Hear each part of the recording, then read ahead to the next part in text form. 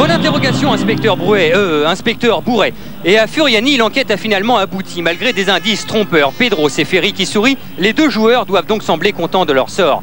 Mais Ferry, dans les buts, non, c'est forcément une fausse piste. Le milieu nantais est sur le banc, remplacé par Carotti.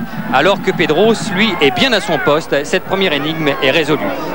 Pedros l'est donc également, le premier en action, mais pas assez incisif pour tromper Valanconi, le gardien de la paix. Et en ce début de match, on aurait presque besoin de vrais policiers pour aider Monsieur Bré, l'arbitre, de l'attention, de l'anti-jeu, quelques cartons et des recommandations aux deux capitaines. Les premières minutes sont chaudes. Pour remédier à tout cela, une seule solution, jouer au ballon. 20e minute, Laurent le fait, vite et bien, Rodriguez est à l'affût, et voilà ce que l'on préfère. Première action bastiaise, premier but, et le 5e de la saison pour le meilleur réalisateur insulaire. Malgré ce but, Nantes va retrouver son calme et son jeu. Pedros est toujours aussi dangereux, mais Valanconi toujours aussi sûr et difficile à tromper. Nantes continue d'accélérer et le coup de rein de Makelele va faire la différence. Mais le Nantais est arrêté irrégulièrement par Roll. Une autre enquête s'ouvre alors. Inspecteur, à l'intérieur ou à l'extérieur de la surface?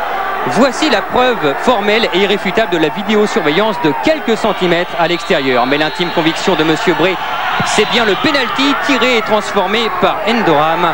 Un partout après une demi-heure de jeu.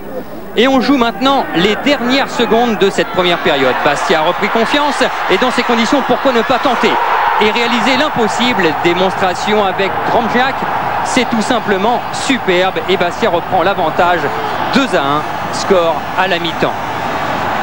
Dromjak est en pleine forme, vous en voulez une autre preuve? Alors on se retrouve 10 minutes après le repos. Endoram est resté au vestiaire côté Nantes et le Monténégrin flaire le coup, le bon coup, celui du doublé pour lui et du 3-1 pour Bastia.